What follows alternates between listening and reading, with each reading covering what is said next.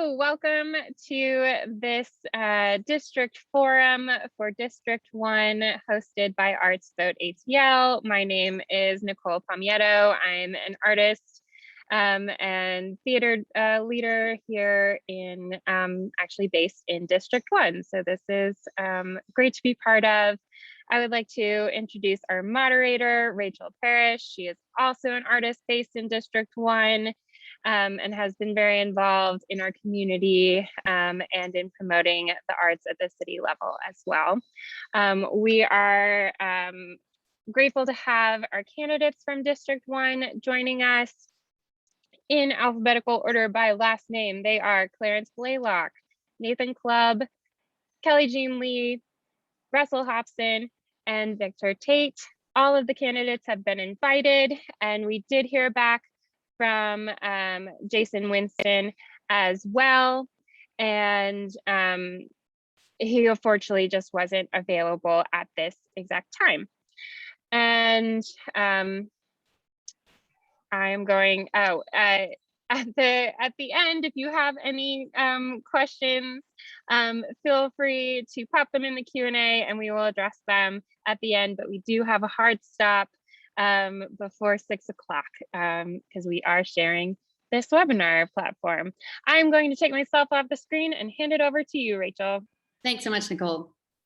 So guys, like Nicole introduced you guys in alphabetical order by last name. We'll proceed. I've got a series of about 5 or 6 questions to ask you guys, and if you'd each just take it in turn for about 2 minutes a piece to just respond to that. And when about 10 seconds is still left, I'll just raise my hand like this, and if it goes too far over, then I'll speak up. And so without further ado, I'll have my first question, which is really, I just kind of wanted to take the temperature of each of you guys and ask really, why are the arts a necessary component to having healthy, thriving, and equitable communities?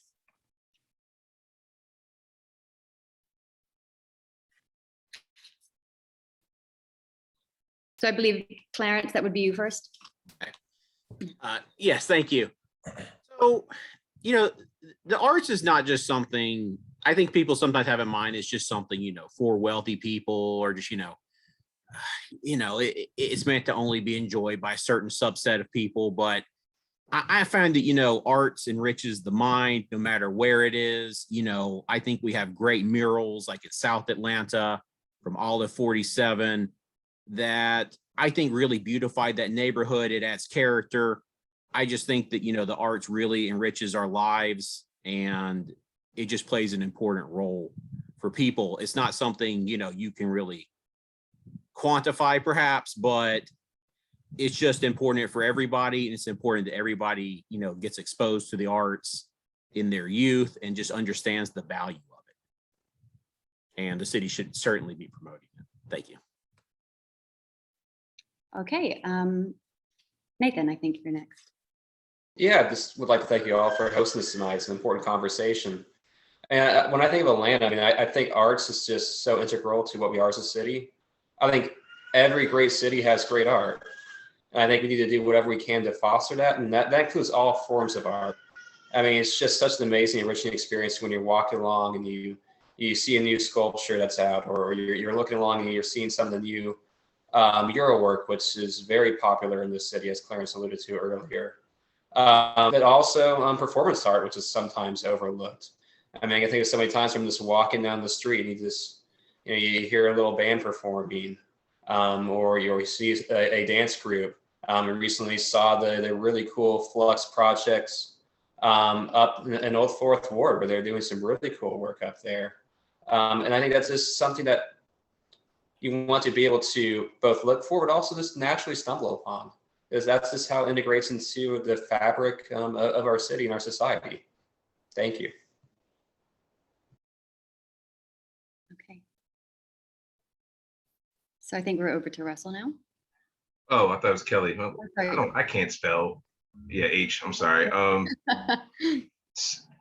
Art is essential to the human condition. I think that we have two sides of our brain for a reason. And being one who is leaned more towards the analytical side, I've always tried to be an individual who appreciates art and lets art infuse my overly sometimes rigid perspective so that I can kind of see other perspectives, see other colors and things of that nature. I've been very fortunate to have a lot of amazing artists as people in my life who I've cared about as friends, partners, and in every instance, it makes me a better human. And I think it makes humans better to appreciate other people's perspective through art. And it is also, like I said, I appreciate Clarence for mentioning it. In South Atlanta, we took a neighborhood that was overall derelict in a lot of spaces, and we just asked muralists to come in and just start painting on the walls.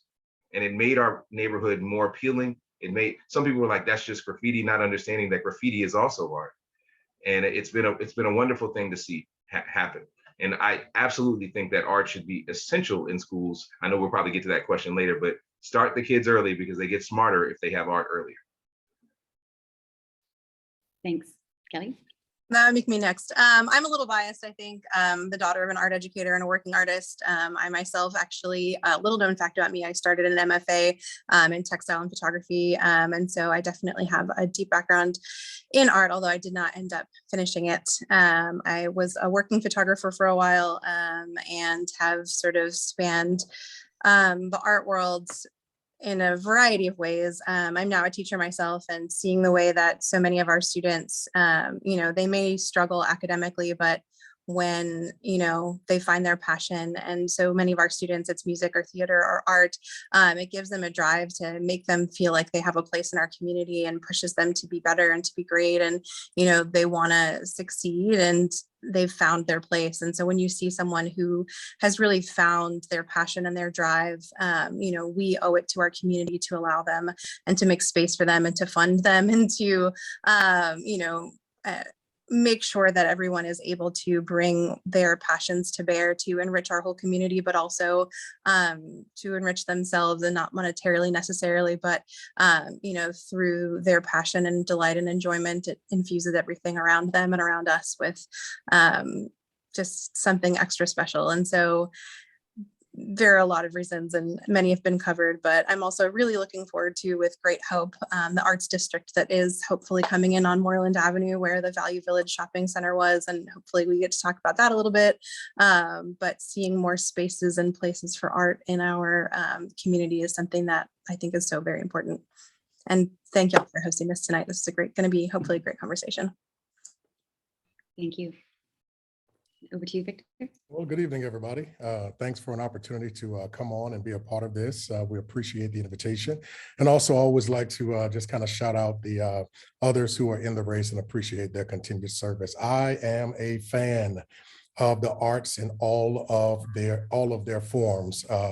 Needless to say, I think that art represents freedom to me. It's one of the, in my opinion, one of the most ultimate forms of freedom. Not to mention the fact that I don't consider myself an artist per se. I wish that I was, but I think that artists are just cool. The ones who I know are just cool people. I appreciate the ways in which they think and how they approach the whole notion of what it means to be an artist, whether it is visual arts or those who paint or sculpt or are involved in whatever the different forms of art are, musical arts. As a pastor, it's been really incredible for us to be able to engage the arts in our worship services and to find the ability for our services to be enhanced through different art forms. In a recent trip to Paris, I had the opportunity to experience mime in person.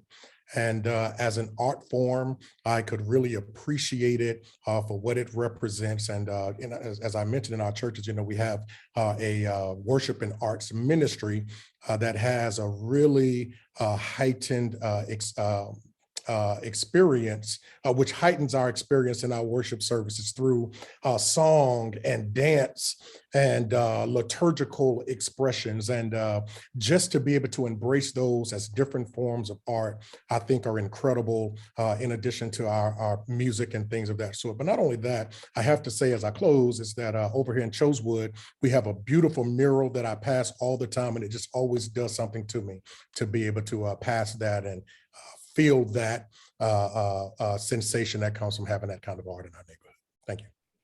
Great, thank you so much.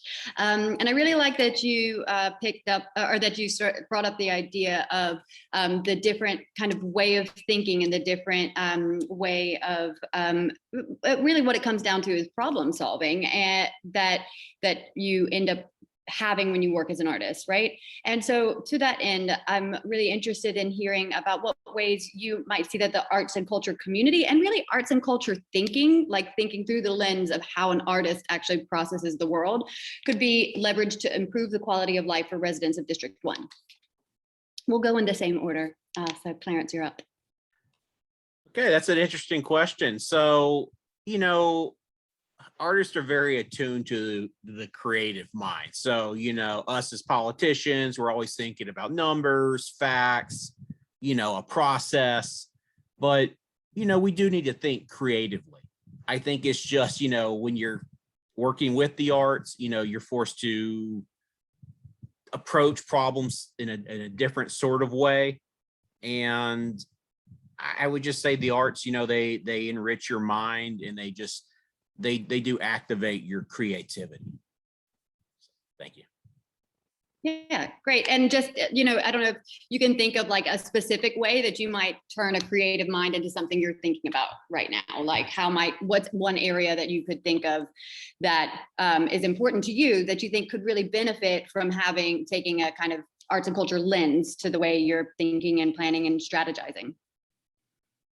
And Sarah, sorry, Clarence, I'll hand it back over to you so you could kind of expand on that, and then everybody else can filter that in.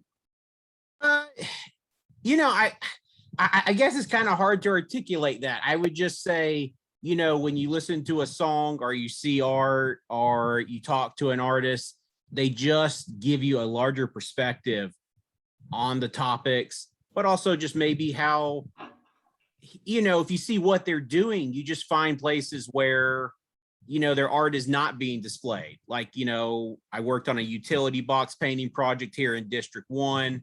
And, you know, once I saw that, I'm like, well, look at all these utility boxes that aren't painted. Look at all these blank canvases we have. And, you know, when you go out and you experience this art and you just think about, like, you know, how do we do more of this? How do we support people and make things better for everybody? And so, you know, it's not just the arts concentrated in one area. It's not just in the museum. You know, it's all throughout our district, enriching everyone's life.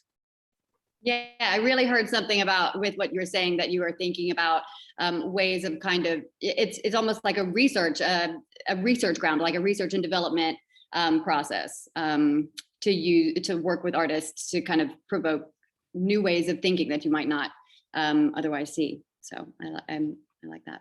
Nathan, over to you. Yeah, so I mean, I've been thinking about this quite a bit in terms of placemaking and building safe streets, safe communities, places where people can really come together. I think bringing in artist creativity would go a lot further than just having an engineer there thinking from a purely engineering standpoint. So like whether it's designing really cool art that can make sidewalks actually places to play, places where people will gather together.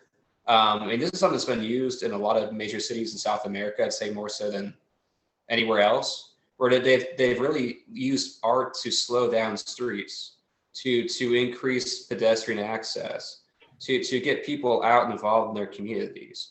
So they're doing everything from taking away street space and handing it over to artists. They're having them involved with the design of different barriers that will help keep pedestrians and cyclists and traffic from interacting.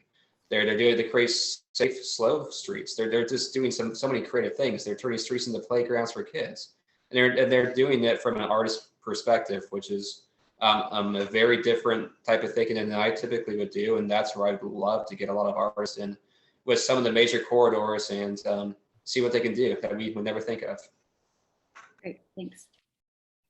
Me, okay, cool. I just want to make sure I understand how that. We got it. So I think that there are lots of different ways. You know, obviously architecture is like the combination of art and structure and things like that. But I think a great example for my neighborhood is when Rayshard Brooks' life was taken at the Wendy's, which is right up the street from my house. we used it as an opportunity. And then subsequently, our neighborhood market and meeting place was vandalized. Every window in it was broken. We took that as an opportunity to paint murals on the boards that we used to board up the windows.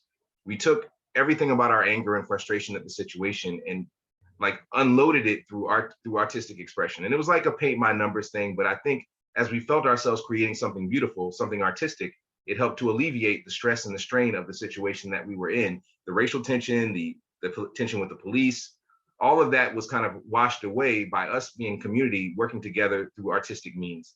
And I thought that was really critical. Also, and I think Kelly Jean might know about this, in downtown Lakewood, and I don't know if you've been down there, Rachel, there's like a little art commune, and they would have like these dope little parties, and I'd be like the oldest guy there, but I would love to go down there and just see what they were doing. They were creating music. In South Atlanta, we created a stage called the South Atlanta Stage where artists from the neighborhood could go and just perform. And these types of ways are ways for us to share and be in community through the arts. Obviously, the actual functionality of it, I might not be an expert of, but I know how experiencing art together brings us closer and helps us to find commonality in humanity. Thanks, Russell. Yeah, so what Russell mentioned actually isn't there anymore, but there's sort of a space with like the dry cleaner and then the gas station beside it. Yeah, that's it's no longer a thing. But we'll see what emerges as we hopefully redevelop the Lakewood Business Corridor, which we actually had a meeting about last night. But that's neither here nor there. In answer to your question, I think that it's important to see urban planning and design as an art form. And so thinking not just in the way of, what is merely necessary to what is also beautiful and to what also enriches our community. And so, as we think about re-envisioning our spaces, Atlanta has suffered from some rather haphazard urban design, and it's got design right in the title. So if we are not redesigning our spaces with art as well as, traffic flow and engineering involved, Nathan sort of touched on this a little bit as well. We need to make sure that we are incorporating in our spaces, not just art as objects, but art in the way that we design the space for people to move through. There are so many opportunities as we think about the way that we are restructuring the traffic flow, the way that we are incorporating bike lanes and pedestrian safety into our street experience, that we are also making sure that the space is physically beautiful. And I know that it's kind of random, but sometimes as I'm driving down 75, you go under these underpasses and you look up and there are carvings in the pediments of the columns, and you think like, or the top piece of the columns, and you think like somebody designed that, somebody put just a little bit of a touch on the columns that are holding up our highways. And not everybody's going to notice that because they're not looking up, but when you look up, you see these things, and it brings a smile to my face, even though it's something that seems kind of extra or silly. But these little things, as we incorporate them into, and we always have incorporated a little bit, but there are ways to bring more. And so for me, it's a variety of things, right? It's designing spaces, urban design / art, it's adding art to places, and also it's allowing opportunities for communities to express themselves. I was involved in a musical group similar. I was actually started, I don't know if everyone is familiar with Seed and Feed Marching Abominable. I went to a couple of rehearsals when I first moved to Atlanta, and it just didn't fit my schedule, but I was involved with another group in Providence, Rhode Island, that did a lot of we called it music bombing, but bomb spelled BALM, where we would appear in places. Just out of time. Pardon? I said we're out of time on that. Oh yeah. So we designed a giant xylophone to put into a park for kids to play music as they were playing. And so bringing music into spaces as well was sort of wrapping that thought up. Great, thanks. One of the points that I think is important for me is to explore the ways in which art calls us to a level of higher consciousness. I think about my time spent in APS and how I would always enjoy going past some of the art classrooms where they always had art outside on the hallways, on that particular wing. And what that would do is the way it would sort of just walking through that space would always sort of call me to a different level of consciousness, to a higher self beyond the mundane, the monotony of work and responsibilities, but just art having the ability to transport us to another place. There's a scripture, it's found in the epistle, and I think about it, and I was really just kind of mulling over this, but I think is that it's important for this conversation. But it says, whatsoever things are good, whatsoever things are lovely, whatsoever things are pure,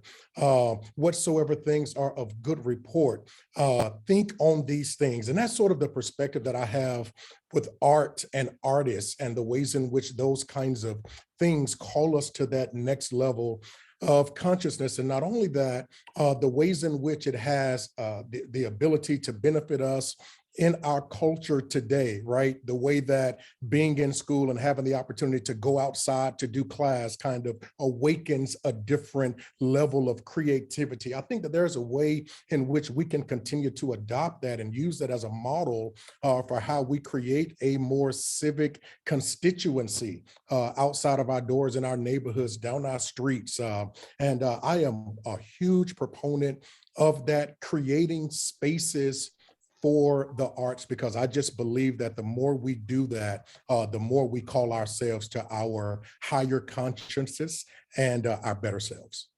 Thanks so much. I'm actually going to switch it up and go the opposite direction now. So we'll go back to you for the to start off the next question, Victor, if that's okay. And I love that you were talking about the what this higher consciousness, or the way that the way that it actually, that it being involved in the arts enriches our ability to live together as humans, but also increases our ability to connect with each other, really.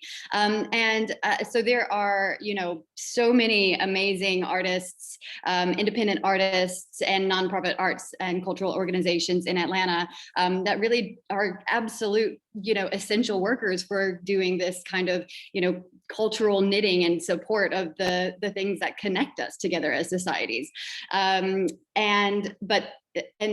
doing that work and committing yourself to doing that work, it really relies on funding, and it relies on public funding for support.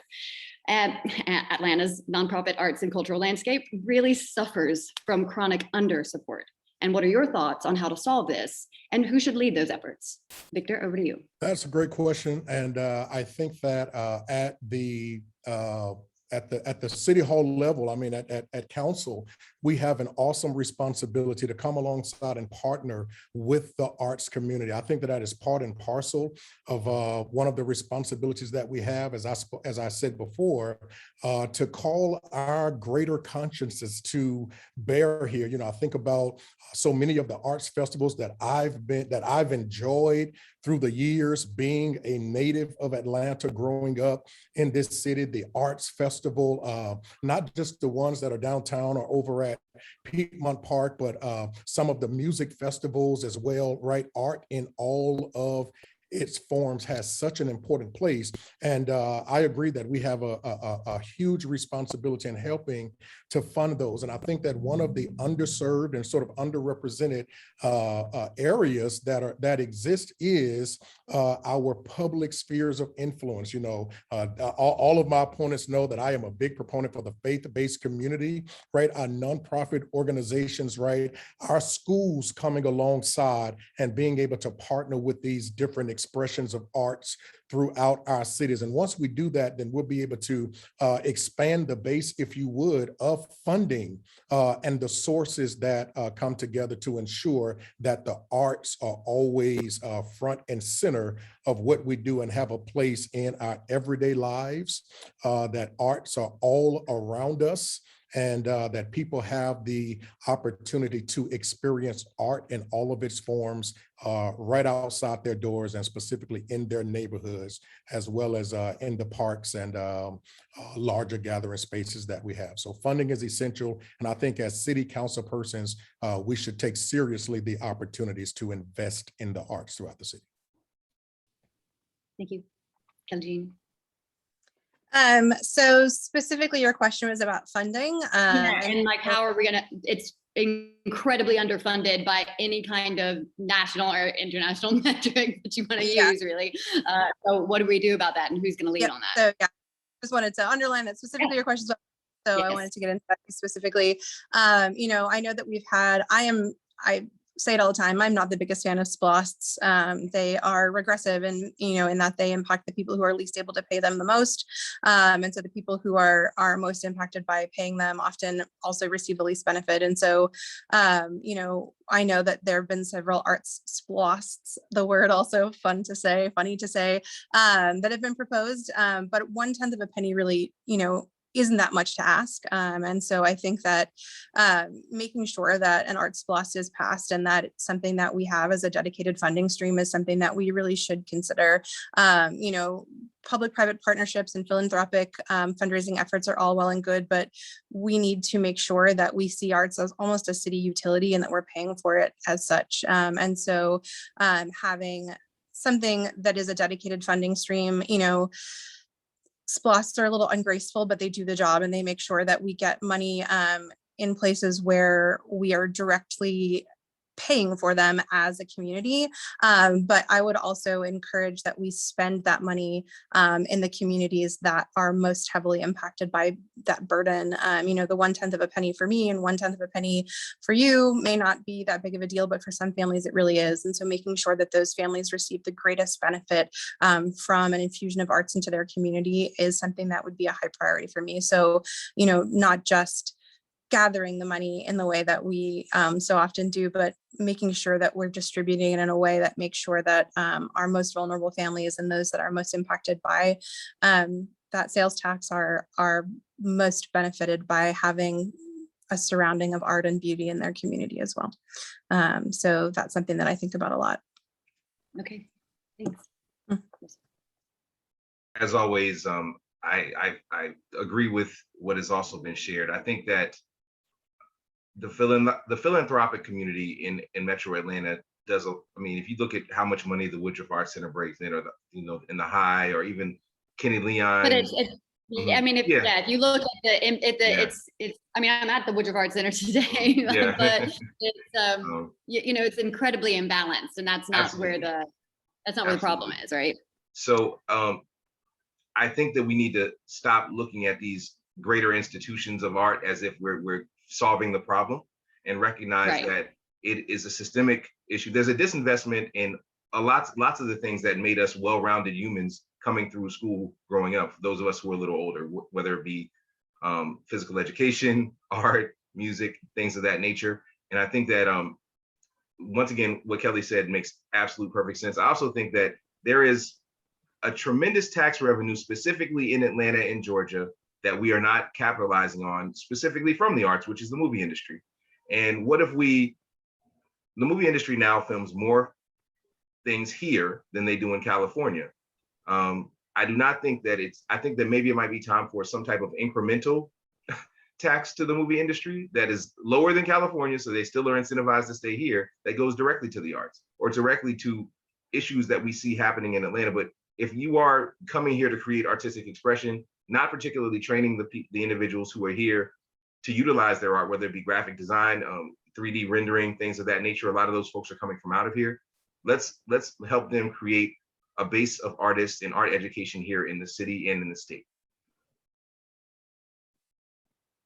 Thanks, Russell. Nathan? Yeah, I mean, I think this is so incredibly important because, as you noted, we have great imbalances with art funding, and we also just, in general, very underfunding our arts community. And so when we're looking through solutions, we also need to be cognizant of the fact there's big divides within the arts community. As we generate a lot of grants that different arts groups can apply for, oftentimes it's the big art groups that get the most. I mean, they're the ones that are the most experienced with getting the grant funding. Lots of times you have to have experience successfully spending funds in order to be able to even qualify. So we need to figure out how we can and empower smaller arts groups who have often been hurt the most and can provide some of the greatest impact on communities, and see how we can bring them further to the table and help support and uplift them. I think because we are all probably very aware that COVID's hit the arts community worse than almost any other one, that in the short term, we should be looking at spending some of the federal dollars to be able to support artists, well, whether it's supporting new art installations, whatever it may be, expanding our grants, doing that to try to help artists in the short term as they try to recover from the horrible pandemic. In the long term, we need to look at more dedicated funding sources. We need to be looking at dedicating more from our general funds. We can also look at other cities' models. I know LA, for example, I mean, they're pulling some in from development fee dollars in order to be able to support the arts, because I mean, our arts is helping those basis points. So it's really great that we should be able to recapture some of the profit they're earning from that and be able to invest it back into our community. We need to look and ensure we're investing in all forms of art too. So whether it's performance art, photography, music, whatever it may be, things that people may not necessarily think of every single day. And also look at just how we're going to be able to house artists, because it's becoming so much more expensive to live in our city. They're getting priced out. So whether it's incorporating artist space when we're developing new affordable housing on some vacant city-owned land, whether we are, reimagining some of our vacant schools and working with the APS like we did with the Adair School, for example, where there's affordable housing in the artist space. And we need to look at that and just look at it very collaboratively. Thank you. Over time. Yeah. Thanks very much. Sorry, I got a message that said Kelly Jean needs to leave in a little while from Nicole. So the next question will start with you, Kelly Jean. That's what was going on for me in those last 20 seconds, just so you know. But that'll be the plan. But first, over to you, Clarence. Thank you. So as far as funding goes, I would say the 10th of a cent SPLOST is an interesting idea. I do think we should be looking into it. I've actually proposed a penny SLOST for architecture when I'm canvassing, and people are actually, they're fine with a tax increase that they voted themselves, as long as they understand it's going to a dedicated purpose. So perhaps a SPLOST is just, would be just for the city, would be more successful than working with the state, who's more hostile to those ideas. But I think that's a very interesting idea. I'd like to talk about with city council, but I wouldn't mind proposing that. In addition, we have a lot of large scale commercial properties, like a recent skyscraper in Midtown that sold for $1 million over its assessment. So working with Fulton and DeKalb County tax assessors to reassess large commercial properties, because values are very high right now, would bring in, just from our millage rate that we already have, tens of millions of dollars that we could use as a dedicated source for the arts. So I would like to look at both of those things. We could do one, and we could certainly do both, and just, have enough money that's dedicated for the arts. It'll be consistent. And, it's just not something we have now, but those are two options for us. Thank you. Great. Thanks very much. And like I said, we'll start with Kelly on this question. So if you had to create an arts and culture policy plan for your district, what would it include? And just as a reminder, the City of Atlanta's last comprehensive arts and culture plan was completed in 2006, 15 years ago. What would you do? Sure. So an arts and culture plan has to encompass several things, right? It has to make sure that we are funding arts, which we just talked about. It's got to make sure that we have space for arts in our community that's not just like stable, permanent, but also on a rotating basis, also performance spaces that are both public and, well, if it's the city plan, it has to have public spaces, making sure that we're leveraging our parks to incorporate arts performance spaces into them. Our district has some fantastic parks, and we have the opportunity to make sure that we don't just have static like mural and tile installations, which we have in several of our parks, but also that we have performance space incorporated into our parks. We also, we touched on this briefly, but making sure that artists have housing. I mentioned earlier that, I've been closely following the redevelopment of the Value Village strip mall area on Moreland, and what seems to be proposed in many places or promised in many places even is an arts district with live work spaces. And so while that is not technically in District 1, it's just over our Moreland Avenue border. It's something that I've been sort of watching closely. As a resident of the southern part of our district, it's something that I drive by really regularly, and I really look forward to hopefully having that as part of our adjacent community and making sure that we have spaces there for artists to live and work. Also the Met, which is not in our district, but is nearby, has some been growing some fantastic spaces and making sure that we are doing as much as we can to leverage more of our space in that way. You know, on Sawtelle Ave, right in District 1, we have an APS building that's been abandoned for many years. And we've been speaking with the city as a community, the Lakewood Heights Neighborhood Association, of which I'm on the executive board, as well as NPUI has been speaking with the city. And we've had meetings with both the previous superintendent as well as the current superintendent, trying to pressure them to let us help them re-envision a use for that space. And so many people have approached us and said, why can't we make that into live workspace for artists or studio space, as well as perhaps incorporating an early childhood program in there, because APS does really, you know, they have mentioned wanting to make sure that early childhood education is a priority. And I know that's off topic of what we're talking about. But if we could turn that school that has been sitting abandoned and it's a blight on our community. It's a place where all sorts of nefarious activities take place, and turn it into an art space and an early childhood. We're done with time. Yeah, program, that would be fantastic. Thanks very much. I will go over to catty corner over to Russell right now. I didn't know I was on the corner of your screen. Yeah, catty corner of my screen now, right down here, and it's about how, what would an arts I think I remember the question. I'm gonna try to jump in. First and foremost, I think that any plan regarding arts has to start in the schools and allocating, like you said, funding and putting it at a priority to collaborating with the school board to make sure that arts are prioritized in the schools. Now, as far as the district goes, it's imperative that we understand that a lot of these spaces that are designated for the arts and culture in the Metro Atlanta area are handled by the county, by Fulton County. So we need to make sure that we are collaborating with Fulton County and making sure that we are, so a lot of times the spaces that Fulton County has for the arts are not being utilized ideally, because I don't know if, I just think they just have them earmarked for the arts, but they don't really have great guidance and leadership there. So I think, first of all, we bring the people to the table who are involved with the arts, not just people on the high end, but people at every level, even somebody like Totem, who is, of course, Totem's amazing, but, you know, just somebody who's like or Juice, or one of these muralists. For even my District 1, my neighbor, Fahamu Piku, who does work for the Beltline, and make sure we have artists come in, help us create a plan, start with the schools, start with utilizing these spaces that are already designated for the arts, and figure out how we can utilize spaces that are underutilized for additional art spaces and art installations. And I'm not against giving tax allocations to actual art spaces. One thing I've seen happen just as much as art galleries open is art galleries closed because they can't maintain their bills. And allowing them maybe some space to get established, to create work and to show work, so that they can, you know, it takes a while for an artist to catch, or for art to catch, and for people to be willing to spend money on art. We have to give them some grace. And I'd be open to that concept as well. Great, thanks. And I'll go over to Nathan. This is like a wild mix. Nathan, you're up next on my screen. Yeah, and I do just want to bring up the point that now Valley Village is within the city limits. We actually annexed it into, it's one of the Sand neighborhoods. I was saying present when we annexed it in. And they've done some really cool stuff with some pop-up art galleries. And I'd love to work with them and encourage them to continue to have art be an anchor point within that community.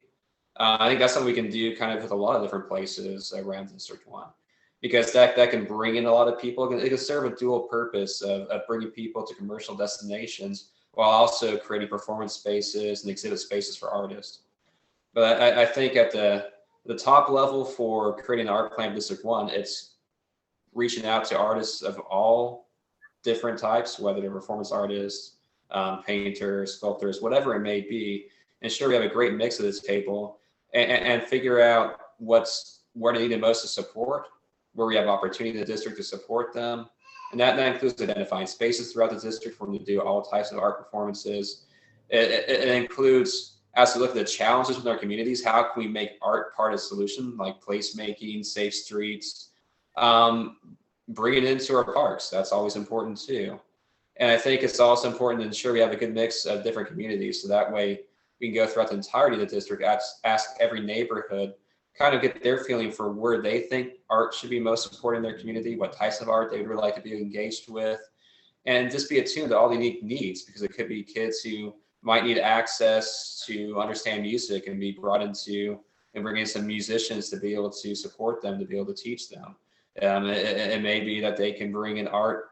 I know the Pillar Foundation, for example, did a really cool artistic playground where they combined art and play in a lower income neighborhood in District 1. So I think just finding ways like that to incorporate that would be great.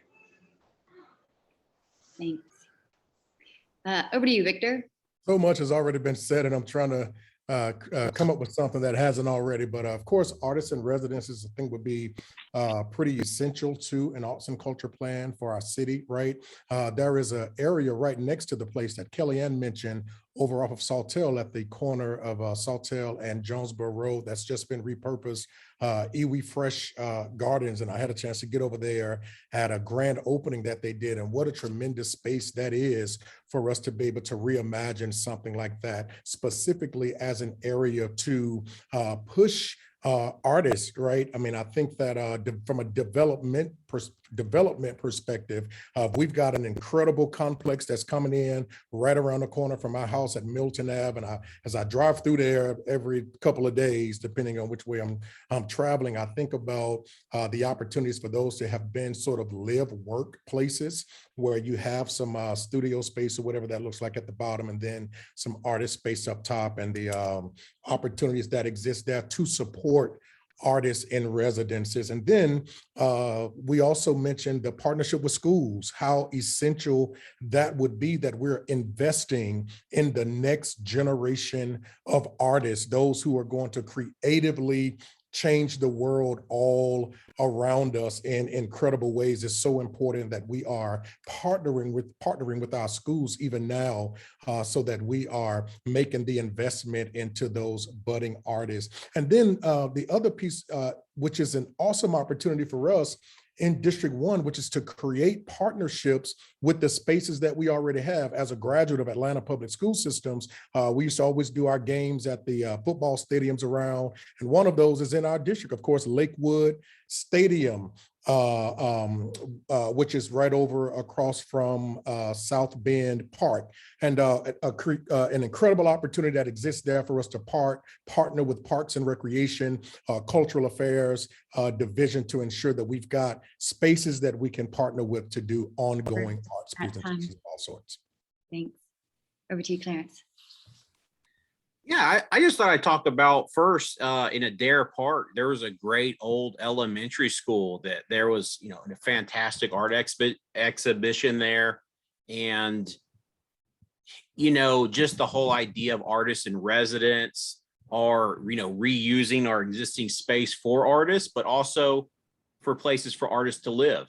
When we are looking at inclusionary zoning, we should be also making accommodations for artists so artists can live in the city. So we talk about, 30% of AMI, which is, a certain number, but I've seen this happen privately where, you have artists living in residence who in lieu of paying rent, they are, doing art projects at the property. We actually have that in District 1 privately at the Skylark, which is an apartment complex. And, it's definitely worked out for the Skylark because there's some great art out there that's, increased the value of the property.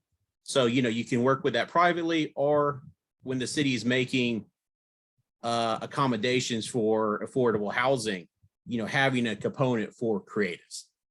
Thank you. Great. Thanks, guys. So the final question on the list is one we're going to have to speed through because we have about 5 more minutes until we have to get off.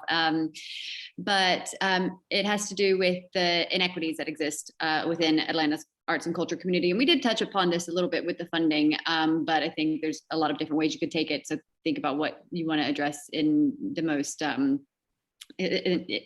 in the most direct way. So yeah, there are these inequities in terms of how arts organizations are funded and which organizations receive funding, as well as which neighborhoods in the city are more likely to have arts and cultural offerings. So how do you think these inequities might be addressed, and who specifically do you think should lead those efforts?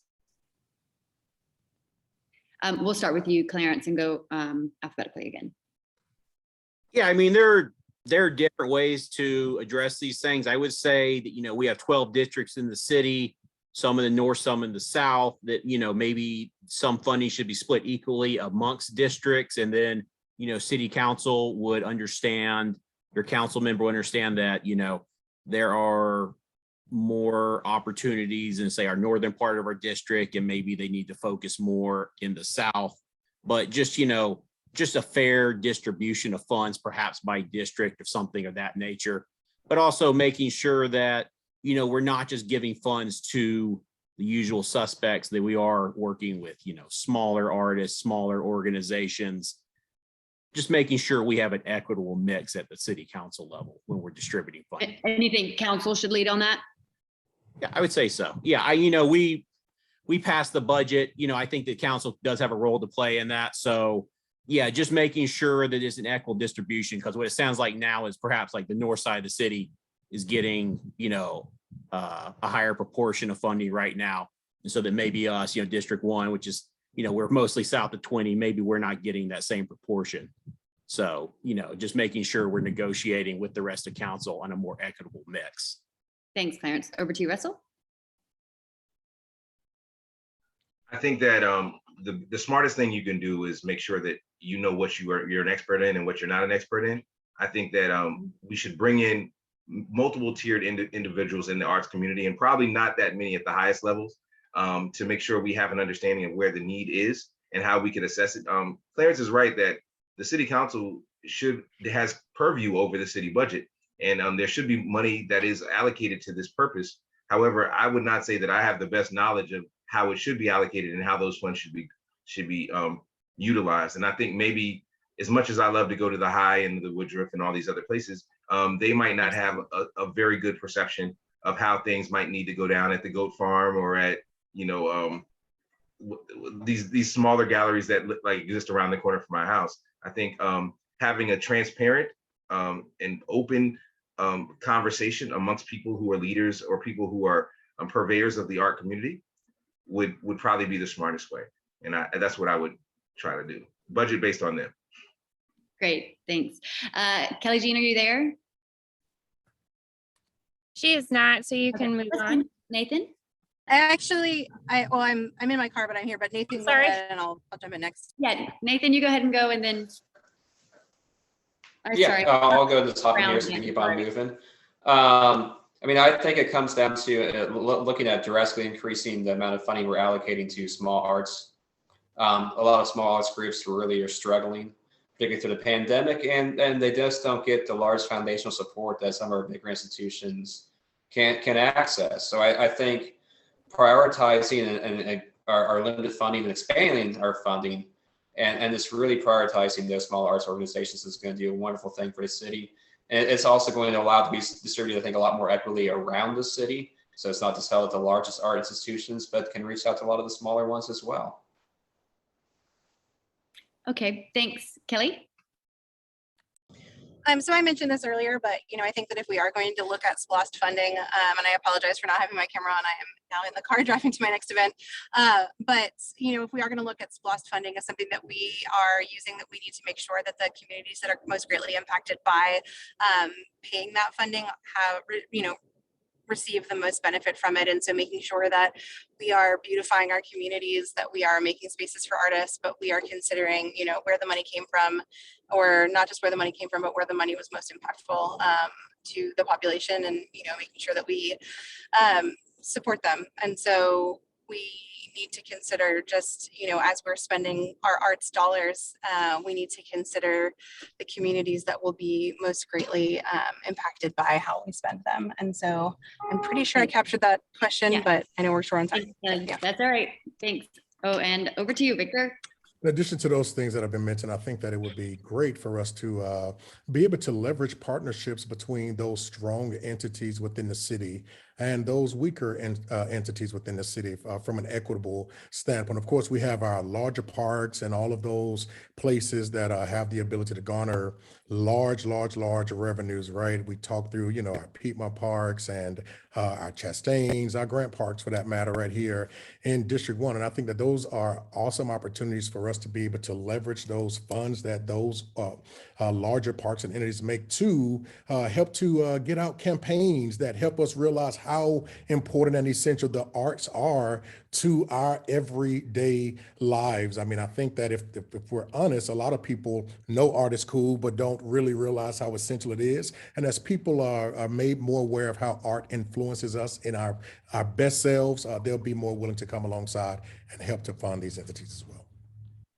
Thank you guys so much for your time today. And thank you so much, Nicole, for hosting this. And I look forward to you guys being a continued part of advocating for the arts as the days, months, weeks, and years roll on here in Atlanta.